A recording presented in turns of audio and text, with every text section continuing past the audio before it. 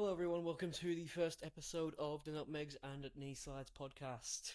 A lot has happened in the last few days of the footballing world.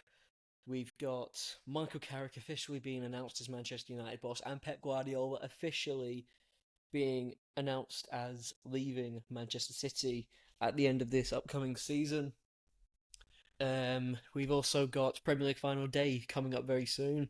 Live stream of all final day action, including European playoffs, um, relegation battles, and club farewells to many people such as Pep Guardiola and Mohamed Salah.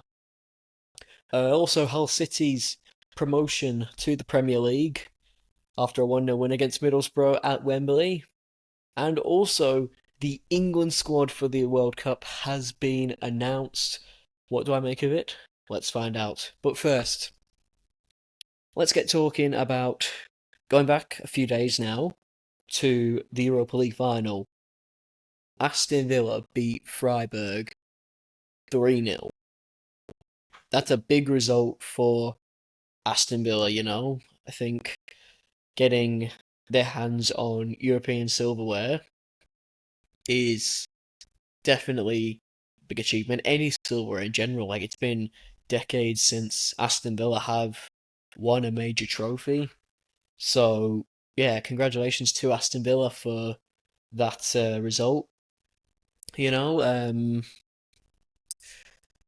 I think that they deserve it. I think they have definitely been the best team in this season's Europa League. So yeah, they by far deserve it. But looking at that game, and I said this in the last episode, I said there was room for Freiburg to create an upset and win this trophy for themselves. However, there is no there was almost like Aston Villa cruise to the trophy. You know, like Aston Villa showed in that game not only that they're a much better team than Freiburg, but also the difference in the Premier League to the Bundesliga. Like they're two relatively even places last season. You know, fifth and sixth and seventh, wherever they finish. But like it's relatively even, and I think that's one of the ideas of the Europa League is that um, it's a tier of European football. So like those placements from those big leagues will be playing in it. Obviously, Aston Villa are a much better team than they were last year. You know, Morgan Rogers has hit some very good form. Ollie Watkins has looked much better. You know, they brought in not many players, to be fair, Aston Villa, aside from Lindelof and Sancho and Douglas Luiz and Harvey Elliott. They haven't brought in much players, but I think definitely John McGinn and Morgan Rogers, other players like Ezri Konsa and Emiliano Martinez looking much better has definitely aided them towards that trophy. But I think that that game has proved the real difference between Premier League quality and the other leagues. Like investment as far as money goes is a big thing in football, and the Premier League has got more investment and money than any other league, to be fair. But it's also the competition. The Premier League has become and has been for a while now, like many, many, many years. It's been a league, like put it this way, Italy's a league about defending. Spain and La Liga is a league about how technical you are, how well you can pass the ball, because that's the Spanish way. For many years now, the English league has been about how strong you are, how fast you are, how well you do the basics. And if you don't do that, you're not good enough, and you will be sold, you will be let go by your club. And I think that game there, that has proved it, how much better Premier League quality is compared to other leagues, such as the Bundesliga that Freiburg are from. If the fifth or sixth, seventh place in the Premier League right now, which is AFC Bournemouth or Brighton, if either one of those teams now went up against Freiburg, let's say Brighton, because both those teams are in seventh place in their respective leagues, If both of those teams went up against each other, Brighton would easily win. And that's no disrespect to Freiburg, that's no disrespect to the Bundesliga, but it is a fact on what the state of those two leagues are like now. But yeah, massive congratulations to Freiburg. I think Prince William seemed to enjoy it, so he can be happy, you know. Interestingly, the a lot of talk was about Jadon Sancho because he's played a Champions League final, a Europa League final, and a Europa Conference League final in the last 3 years. He's played in all three of those competitions, and like, you know, as a United fan, I can say this. I'm clear a bit. The only reason anyone's focused on him is because he's played for Manchester United. That's the only reason it's getting brought up. I think this season, because United have been a lot better, that focus on what we had at the start of the season, that every time a player joins United, they go bad, and every time they leave, they get better. I think that's drifted away this season with how much better United have been. But at the same time, you look at Jadon Sancho, like he'll be over the moon, you know, that he's won a European trophy with Aston Villa. But Sancho and other fans, you know, they can't get carried away by that because, let's be real, yeah, Jadon Sancho's played in three different European competitions in the final in the last 3 years, and he's won two of them. Thing is, the one that he lost was the Champions League. And yeah, granted, it was Dortmund and they were playing against Real Madrid, but at the same time, that was probably where he was at his best. Better than Chelsea, better than Villa. He was probably at his best at Dortmund. And if you could pick any one of those tournaments, if you could just win one of them, you'd want to win the Champions League. So that big game, biggest of them all, you couldn't win. And again, people need to notice, just the other year, Man United had in his contract, he was alone at Chelsea, and they had 20 million to buy him. Like, Chelsea were obligated to buy Jadon Sancho for £20 million. And there was a clause in it saying if Chelsea opt out and don't pay it, then they'd have to give United €5 for not €5 million for not going through. So effectively, Chelsea's going to lose €5 million at least either way. It's just a case of, is this player, Jadon Sancho, worth €15 million, which is not a lot in today's market. You know, teams in like mid-table in the Premier League make transfers for more than €15 million, and Chelsea decided he's not worth that much. His wages and that price tag and what he actually offers, they're not worth it. So yeah, Sancho, he's gonna won a European trophy with Villa, and I'm happy for him, obviously. But like, the only reason he's getting this attention is because he was at United. Like, he's not getting this attention because he's not a good player. He's not getting this attention because he's a good player. He's getting this attention because he played for Manchester United. And that's what happens with a lot of players, because Man United is the biggest club in world football. You can argue Real Madrid maybe are up there, but Man United's pull and the attention that the club draws is it's uncompared to any other club. And that's the whole reason why anyone's talking about Sancho, because he's done nothing basically this season. I think he scored like 4 or 5 goals all year. And yeah, Chelsea just the other year literally paid €5 million to not have him at their club. That's effectively what it's like as a player when you have your contract terminated. And that's never a good thing. If your contract is terminated, it means you are that bad. Your club is willing to pay you out all the money just to get rid of you. And it's clearly not that good, because if he was, he would surely have gotten an England call-up, which we're going to talk about now.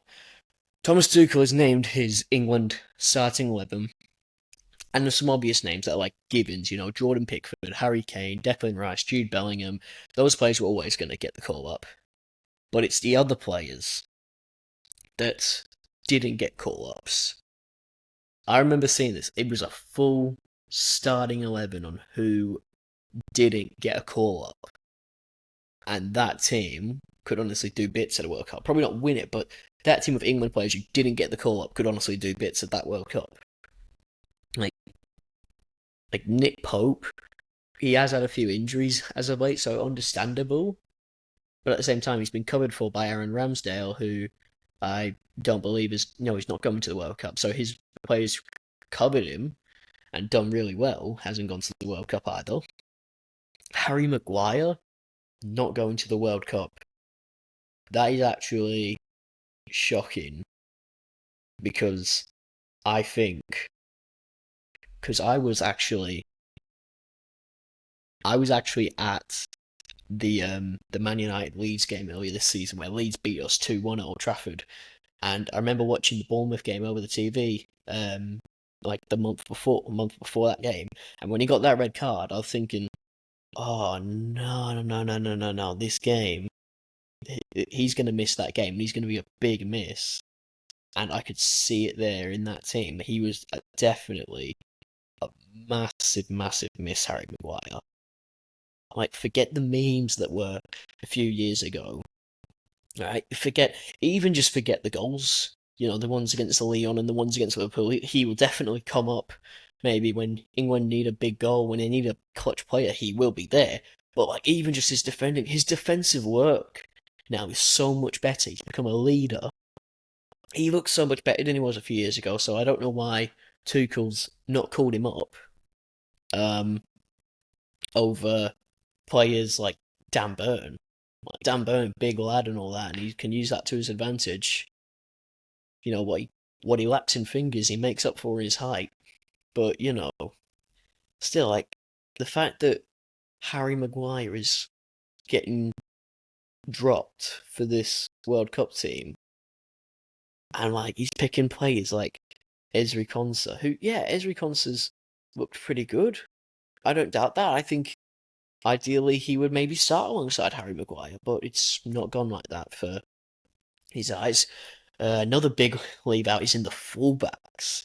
The fact he's not taking Luke Shaw, and he's not taking Lewis Hall, and he's not taking Trent Alexander-Arnold, like that. Like, no doubt, England's got. I'm going to point this out quickly. I'm aware that England have got real quality in their team, and they've got more. They've got 26 players, I believe. I believe it's 26 players. That is the maximum amount of players you can take to this World Cup. And England is one of the nations that has got more than 26 really good players. And when you have more than 26 really good players, that means that there's going to be at least a few players that are really, really good, but still don't go to the World Cup. But when you look at these players and who they've come in for, Luke Shaw out of the squad, Lewis Hall out of the squad, Trent Alexander-Arnold out of the squad. And like, who's he gonna play? Thomas Tuchel, because he can play Reece James at right back. Good on him. He's taken Tino Livramento. I do rate him somewhat, and I think he could be a good addition for the future. And I think that one maybe right back is understandable because you look at it now and who their previous options would have been. Trippier is getting old. Kyle Walker's retired from the national team. Aaron Wan-Bissaka changed to playing for Congo. But at the same time, picking all those players, that's even more. All those players going out, that's even more reason in my eyes for Trent Alexander-Arnold to get in the team. And he's not going. And the left back situation surprises me too. How there's no Luke Shaw, which is surprising because he has been good for Man United this year. And when you hear that, you think, okay, Lewis Hall probably will go instead. Nope, Lewis Hall is not going either. Like, I can pull up this whole squad of England players, and I don't know where or who's going to play at left back. I'm looking at this England squad right now, and looking at this squad, we've got to play at fullback. We're probably going to be playing someone like Dan Burn at left back. Because our defenders read this Reece James, Tino Livramento, Nico O'Reilly, Jed Spence, Ezri Konsa, Mark Gahey, John Stones, Joe Quansah, and Dan Burn. I like Nico O'Reilly, alright?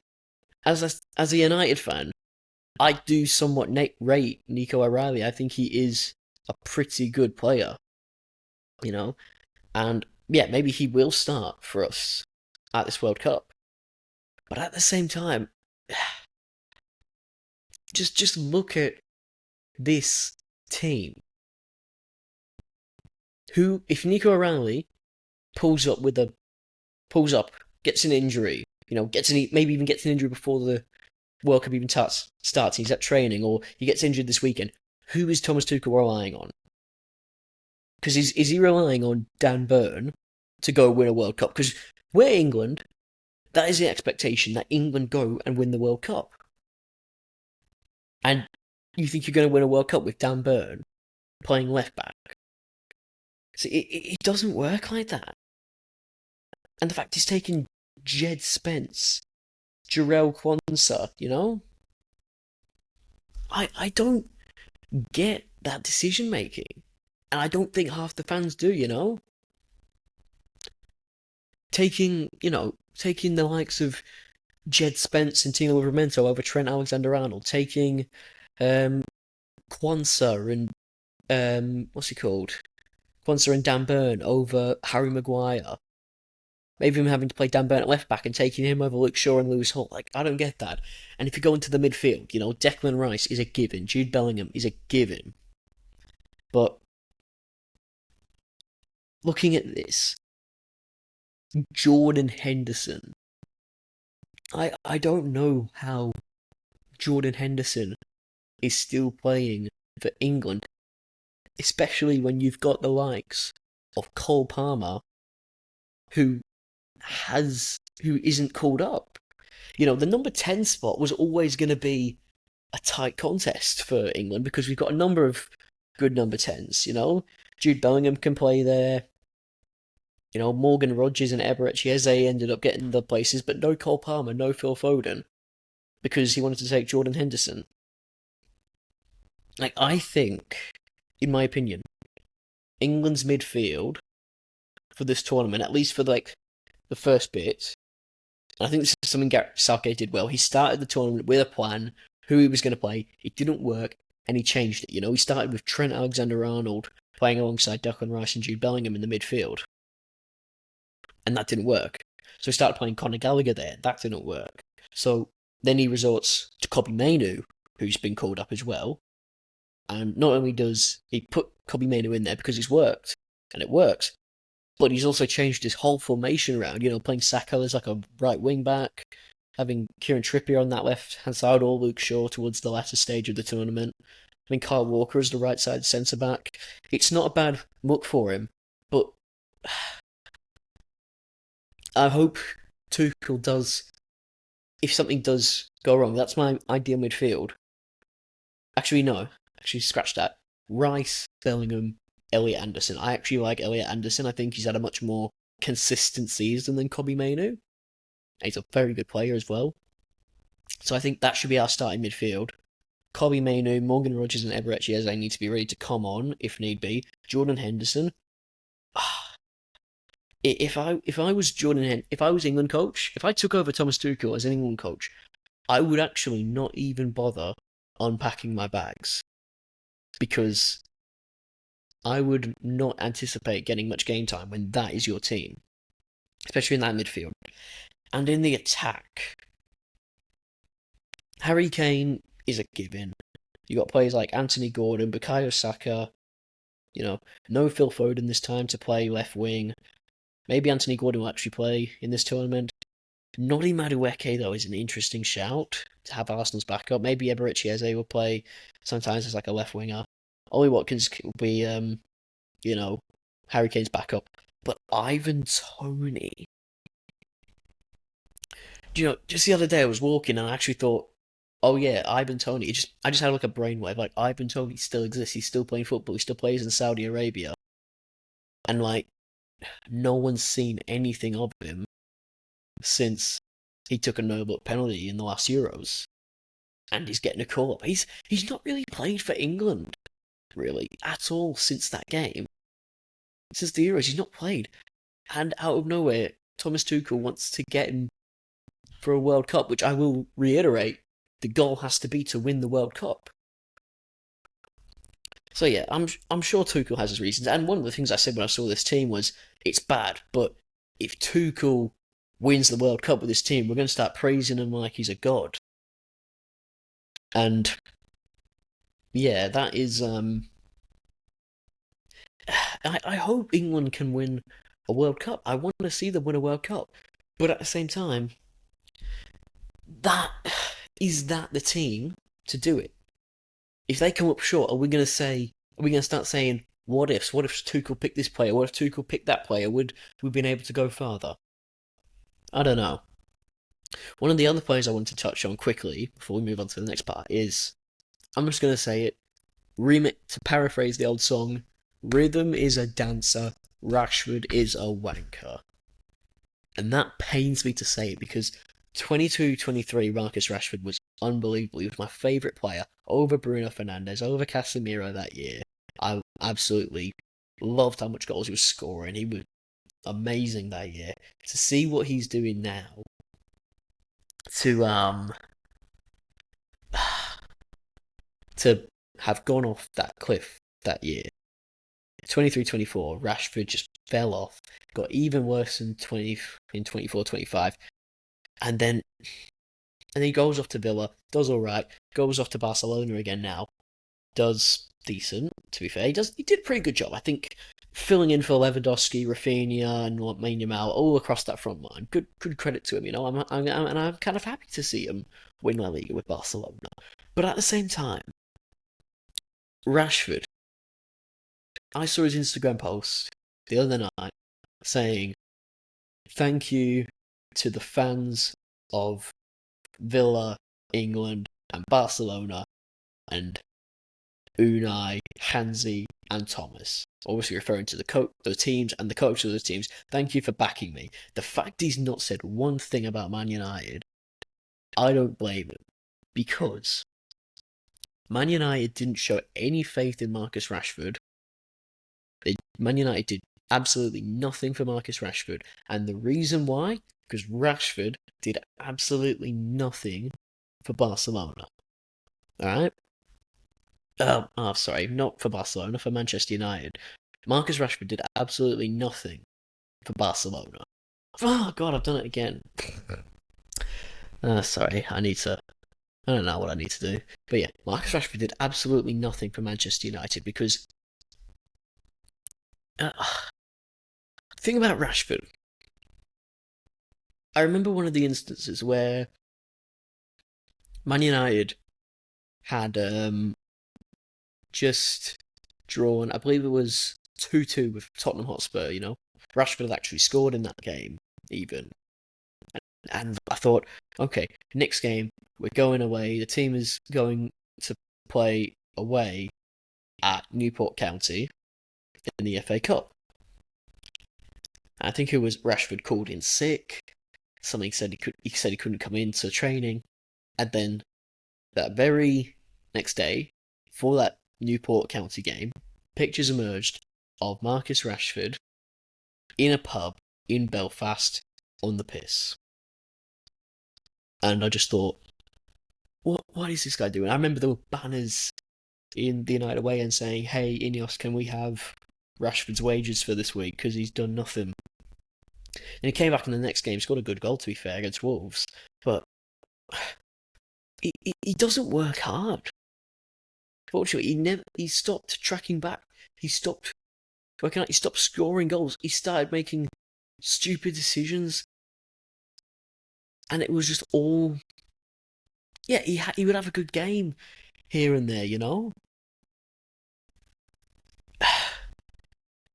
But he would only have a good game when he wanted to.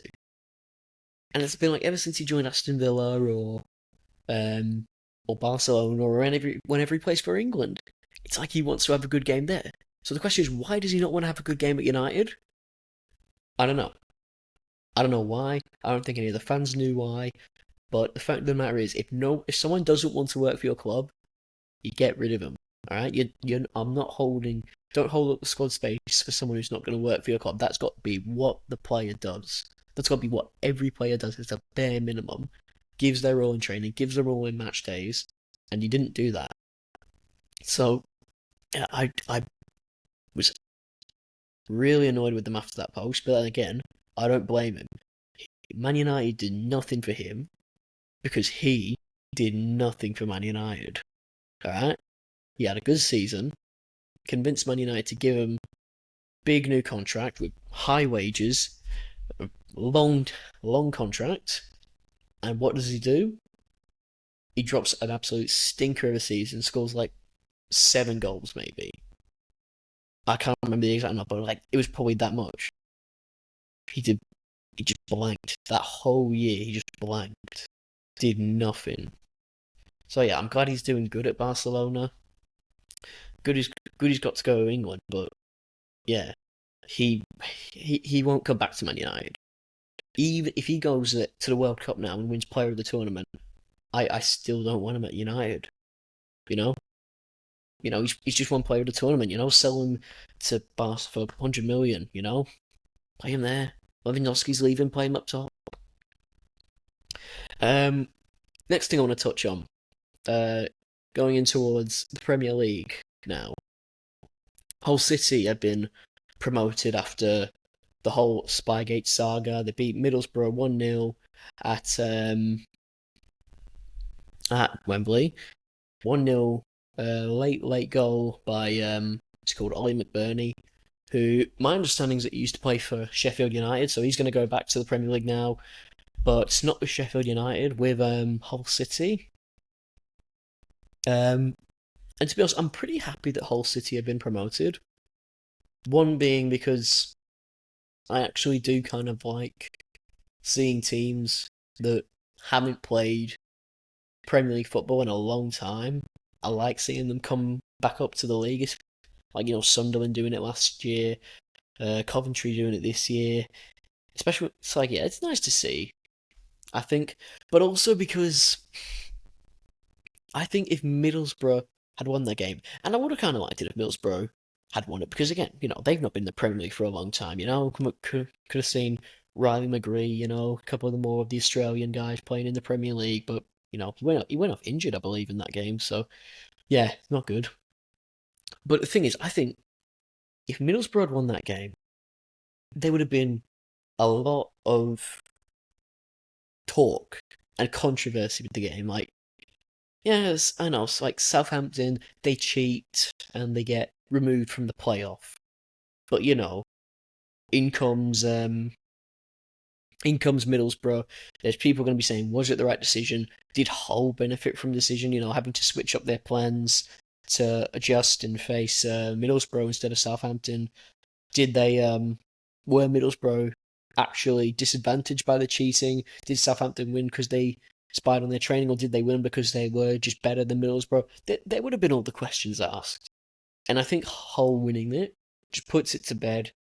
They're back in the Premier League, and yeah, it's going to be interesting to see Ipswich, Coventry, and Hull City in the Premier League next year. And I do think one, maybe two of those teams can stay up. To be fair, I think Frank Lampard, he's done a good job at Coventry. Whether he adjusts, I think obviously having Frank Lampard as your manager is going to be a good pull to bring in players. You won't bring in an Mbappe, you won't bring in a Vinicius Junior kind of player just because Frank Lampard's your manager and you're at Coventry City. But they can attract decent players, because Coventry are a decent club with a decent manager now. So you never know what they could do. Same with Hull City and Ipswich, to be fair. Ipswich gone down and came right back up, so there's potential there. Kieran McKenna showing that he can do a good job. Question is, can he do it in the Premier League? He got relegated last time, but can he stay up? He knows. All I can say is Ipswich know the league better than Hull City and Coventry City do. So you never know. With more in the Premier League, Bruno Fernandes getting announced as Premier League Player of the Year, and I think he deserves it. There's going to be Arsenal fans that are out there saying that it should have been Declan Rice, or people saying it should have been Cherky, it should have been Semenyo, it should have been Silva, it should have been Haaland, it should have been Ray, it should have been Gabriel, whatever. Blah, blah, blah, blah, blah. No, Bruno Fernandes deserves this award because he has been the best player in the league. 8 goals, 20 assists, and who knows, he might score again, he might assist again against Brighton. We don't know. But what we do know is that Bruno Fernandes is of a different quality. He's a great player. Do I think he'll hit these levels again next season? Maybe not, because he's an older player and he will start to decline. But I think that Bruno Fernandes is a player who many, many people have gone under the radar of because he's not won anything major. Like, he's not won a Premier League, he's not won a Champions League at Man United, and he stayed loyal to the club, Because Marco Reus did the exact same thing at Dortmund, and he is a legend in many people's eyes, because he was great. Bruno Fernandes, arguably it's debatable, but Bruno Fernandes might have been a better player than Marco Reus. So, he doesn't get the respect he deserves because of what's happened in the past. He's finished 15th. He's been criticised for moaning and whinging to referees and coaches and being a bad leader at times. But Bruno Fernandes is a great leader. He loves his team. He loves his football club. He loves his teammates. I couldn't thank him more for staying at the club. I didn't want him to leave last year when there was rumours of him going to Saudi Arabia for 100 million. I wanted him to stay. And it's paid off because he is now 2025-26 the best player in the Premier League. And it's well deserved. So congratulations, Bruno Fernandes. Congratulations. You deserve it. You are the best player in the league this year. And anyone who disagrees with you, fair enough. I'm sure they'll have their reasons. They might have team bias. They might think that there's players that are better than you. But at the end of the day, you took this team from 15th to 3rd. You've equaled Kevin De Bruyne and Thierry Henry's assist record, and you might yet break it. You've led Man United back into the Champions League, which may have been almost unimaginable. A number of people said that we were finishing bottom half again this year, and the very delusional scale people said we were going to get relegated after last season. Bruno Fernandes has made sure that he's not only done it himself, but he's also led players that are great, like Mateus Cunha, Brian Mbeumo, Kobbie Mainoo, Benjamin Sesko, Harry Maguire, all of them, Casemiro even. He's led them all forward to make sure we get back into the Premier League top 4, and we have. We're back in the Champions League next year. He deserves this award. The other thing is, who is going to be the other Premier League award winners? I would say Nico O'Reilly's going to win that Young Player of the Award because I think he's been good this year. I think playing as a left back has helped him get more game time. But you must also say that he's got that midfield must-have. The must-have of a midfielder is that you have to be decent in every area of the pitch. You have to be able to score goals. You have to be able to dribble. You have to be able to pass. You have to be able to defend. Him being a midfielder, he can do all of that. And him playing as a left back, he's doing all of that just in a deeper role as a left back. And sometimes he does even go forward. He does make those runs forward and does pitching with goals like he has against Chelsea, like he has in the League Cup final. So, yeah, credit to Nico O'Reilly. He's had a good breakout year. I think he deserves that one. Manager of the season. Now I'm not so sure. I know I've said a lot Keith Andrews should deserve this award because everyone thought Brentford were going down. He was just a back coach, really, to Thomas Frank. and he's taken them to great heights this year. To be fair, Keith Andrews. But yeah, I actually don't think that he maybe deserves it as much anymore. And that's no discredit to him, but like when the places are tight, if he can't deliver good European football for Brentford, then maybe he doesn't deserve it as much as I thought he would have. And as much as it pains me to say this, I might yet give the award to Mikel Arteta just because he's finally got over the line with Arsenal. So he can have credit for that. You know, and that's a good thing for a manager to do. You know, to look at the last 3 years, they come second 3 times in a row, and they go, okay, this hasn't worked so far. We need more. What do I have to do to get more out of my team? And he's done just that. So yeah, credit to Luis. Credit to not Luis Enrique. Yeah, I'm already thinking ahead to the Champions League final. Credit to Mikel Arteta for doing that with Arsenal, getting the mentality sorted out. You know, brought in a striker when they really desperately needed one. Brought in more defensive cover. Yeah, they very good job to Mikel Arteta, and I think yeah, just give him manager of the season. I think it would be it's decently deserved. I think goal of the season and save of the season. I've not followed them too much. To be fair, I've not followed save of the season that much, so it's hard to like pick out which one has been the best. I would probably say though that the best goal. Many people have said it's Szoboszlai versus Arsenal, and it's a good goal to be fair. But I would actually give it to. I would give it to Reed of Fulham, the one he scored against Liverpool. You know, 2-2 equaliser. Because I did not expect him to score that. I think he hit it. The way he hit the goal, I think the shot just dipped perfectly. He did it when his team needed. I would, at this point, give it to Reed.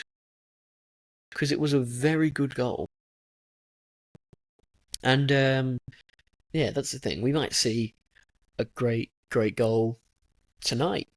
And it might win goal season, you know. I remember seeing Moises Caicedo score from halfway on the final day of the season, and it got goal of the month and got some shots for goal of the season. So yeah, we don't know. Maybe the next episode I might come in and talk more about who scored the best goal, who got the best save. You know, um, yeah, I can do that. But yeah, those are what I make of the Premier League awards. Um, Premier League team of the season. I actually have submitted my fan team of the season, so I'm gonna go through it now. So this is my Premier League team of the season. In goal, I've gone for David Raya because he has been a very good goalkeeper over the last few years. He's won the Golden Glove yet again for Arsenal. So yeah, 18 clean sheets. That basically means he's kept a clean sheet in half the games he's played this year. And that's pretty good for a goalkeeper, to be fair. I mean, yes, he's got the defenders in front of him doing the work, but he's made some great saves. I could even argue save of the season. I'd have to see the other saves too, but it could have been his one against Brighton. I remember he did like that big reach, you know, later on against Brighton. I think I remember seeing it's like that's a really good save. So yeah, he could well have won it for that. So yeah, I think Ray's been good this season. I think he's best goalkeeper. Very, very close with Donnarumma. But yeah, David Ray's come out on top, and I would probably give it to him. Fullbacks, young player of the season, Nico O'Reilly, goes in at left back, I think. And Arsenal's Jurrien Timber, I think, goes in at right back for me. I think he's had a good year. He's popped up with a few goals, mainly from corners, but you know, defensively solid. Can get a goal contribution at times. Sounds like a good right back to me. The centre back pairing, I won for Gabriel and Mark Gahey. Gabriel because he's won the league title. He gets a fair few goals and assists, and again they are from corners, but still don't take it away from him as a centre back. That is very good stats when you can get good GA. And Mark Gahey, I think things started to go a bit downward for Crystal Palace when he left because he was definitely a very likeable character and a very popular player amongst the players and the fans at Crystal Palace, but also because he was a great player, he was their captain, and he'd gone to Man City for only 15 million, and he has been very solid. He's done his bit to take him forward in the title race, and who knows? The only thing I think he's got wrong all season is that back pass against Everton. In the midfield, I would take a midfield three of Declan Rice, because very good player Rice, I think he's got good quality all round. He defends, he passes, he can do a bit on corners and set pieces. Another good player who's good on set pieces is Dominic Szoboszlai, because his set pieces are great, but also his versatility is very good. So that can't be undermined. Because like Liverpool had a bad season, I think he's shown, he can score. He scores a number of free kicks. He dribbles well, takes good shots, he can pass, he'll defend, he'll play right back for you. He's a good player, Szoboszlai, I think. And another great set piece player, which I think is what you want in your midfielders. The player of the season, obviously, Bruno Fernandes. Because it's Bruno. What does he do wrong this season? He's taken Man United up. There's nothing wrong with Bruno Fernandes' game this season. I think he's looked on top. He deserves player of the season and deserves a place in this team. Now, the front line was where it got a little bit tricky, particularly because I don't think there's been a standout left winger in the league this season. So I actually gave this spot, to call me biased if you want, to Mateus Cunha, because good player. I think he does good with his goals and his assists, and good dribbler. He creates, he works hard. He's got his mentality is so good. I love the energy he brings. I remember when he tackled against Everton and he just celebrated the tackle like he just scored. So I think that was very good from him, and I think he's had a good season. I remember Robbie from AFTV, they were doing a combined 11 of Arsenal and Man United, and they were saying that he's been a flop for Man United this year. And then Cunha went on to score that absolute belter against Arsenal and beat them 3-2 at the Emirates. Right wing, I'd give it to Antoine Semenyo, because he's had a very good year. And I think arguably could have been Man City's. He could have been Man City's player of the season if he'd been there since the summer. But he's been a great player in the league this season for Bournemouth, and then he's brought that same energy over to Man City. He's been crucial in the FA Cup as well, scoring in the final. And striker, I think we all know who it's going to be. Most goals, lethal force. Start the season well, dropped off a bit, but the only reason, let's be honest guys, the only reason we don't give him the credit he deserves is because he was unreal in his first season and he set the bar that high. But he's still very good. Erling Haaland has got to be up top. So that's my team of the season. And as for the manager, give it to Mikel Arteta. You look at those players.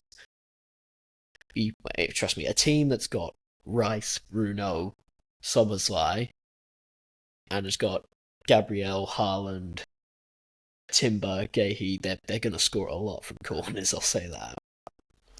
Last thing I want to touch on is a look ahead to tonight in regards to Premier League final day. Title was decided. Champions League is yet to be confirmed. I think Liverpool will get the place though, and I think Bournemouth will get it, and I think they will get Champions League football.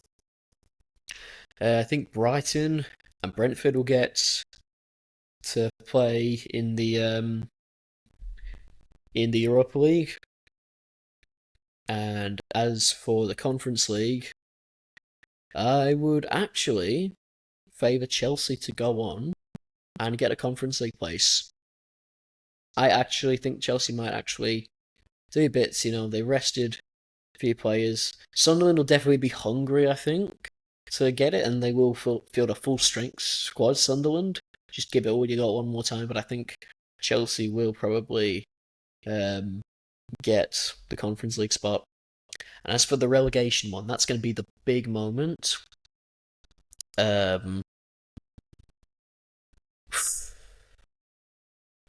mean, seeing Everton being no longer able to qualify for Europe is very interesting, because I think that was going to be a deciding factor, because they've got to play Tottenham Hotspur at the Tottenham Hotspur Stadium. And I thought, okay, Everton have got something to fight for. They will be there. They will be hungry. They're playing at a ground that Tottenham Hotspur do struggle at a lot. But to not hear that kind of takes a bit of relief off Tottenham, hypothetically. Because if I was a gambling man, I would actually say Tottenham Hotspur will be relegated from the Premier League this year. West Ham will stay up. And again, I could be wrong. I could get that one wrong. I think there's a possibility I do get it wrong, because I know Tottenham Hotspur do have players and do have a good quality to go out there and beat Everton and stay in the Premier League. But for now, that's what I think. We'll see what happens. There will be a live stream later tonight of Premier League final day. Mainly, I will be watching Man United versus Brighton. But if the game is a bit boring and, both teams are just going through the motions, like there's nothing else to play for, then we might switch to relegation battles or European fights. But yeah. So yeah, that is another episode done of Nutmegs and These Sides. I hope you've all enjoyed. Make sure to like and subscribe or follow. And yes, I will hopefully see you again next time. In a bit.